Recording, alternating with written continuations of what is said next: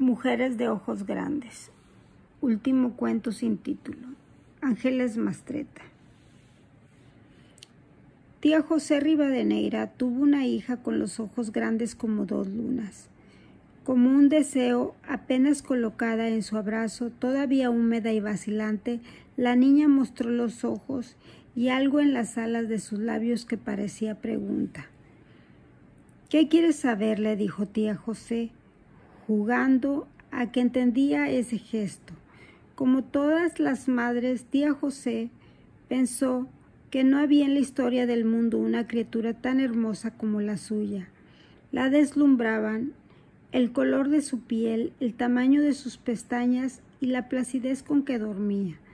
Temblaba de orgullo, imaginando lo que haría con la sangre y las quimeras que latían en su cuerpo.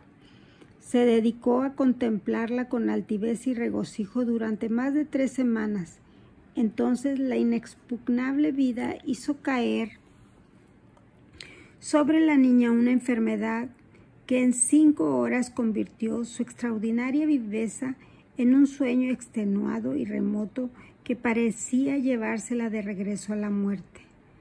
Cuando todos sus talentos curativos no lograron mejoría alguna, tía José, pálida de terror, la cargó hasta el hospital. Ahí se la quitaron de los brazos y una docena de médicos y enfermeras empezaron a moverse, agitados y confundidos en torno a la niña.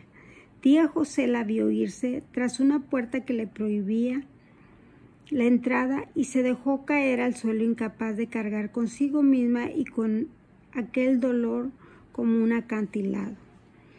Allí la encontró su marido, que era un hombre sensato y prudente, como los hombres acostumbran a fingir que son.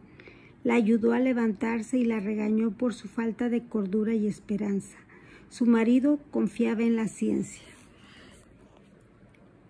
médica y hablaba de ello como otros hablan de Dios.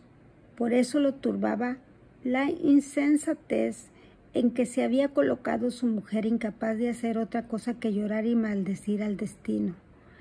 Aislaron a la niña en una sala de terapia intensiva, un lugar blanco y limpio al que las madres solo podían entrar media hora diaria. Entonces se llenaba de oraciones y ruegos. Todas las mujeres persignaban el rostro de sus hijos. Les recorrían el cuerpo con estampas y agua bendita. Pedían a todo Dios que los dejara vivos.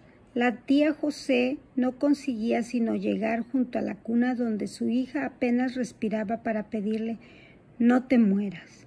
Después lloraba y lloraba sin secarse los ojos ni moverse hasta que las enfermeras le avisaban que debía salir. Entonces volvía a sentarse en las bancas cercanas a la puerta, con la cabeza sobre las piernas, sin hambre y sin voz, rencorosa y arisca, ferviente y desesperada. ¿Qué podía hacer? ¿Por qué tenía que vivir su hija? ¿Qué sería bueno ofrecerle a su cuerpo pequeño, lleno de agujas y sondas, para que le interesara quedarse en este mundo? ¿Qué podría decirle para convencerla de que valía la pena hacer el esfuerzo en vez de morirse? Una mañana, sin saber la causa, iluminada solo por los fantasmas de su corazón, se le acercó a la niña y empezó a contarle las historias de sus antepasadas. ¿Quiénes habían sido? ¿Qué mujeres tejieron sus vidas? ¿Con qué hombres antes de que la boca y el ombligo de su hija se anudaran a ella? ¿De qué estaban hechas? ¿Cuántos trabajos habían pasado? ¿Qué penas y jolgorios traía ella como herencia? ¿Quiénes sembraron su intrepidez y fantasía? La vida que les tocaba prolongar. Durante muchos días recordó, imaginó, inventó cada minuto de cada hora disponible. Habló sin tregua en el oído de su hija. Por fin, al atardecer de un jueves, mientras contaba implacable alguna historia, su hija abrió los ojos y la miró ávida y desafiante, como sería el resto de su larga existencia. El marido de tía José dio las gracias a los médicos. Los médicos dieron las gracias a los adulantes de su ciencia. La tía abrazó a su niña y salió del hospital sin decir una palabra. Solo ella sabía a quiénes agradecer la vida de su hija.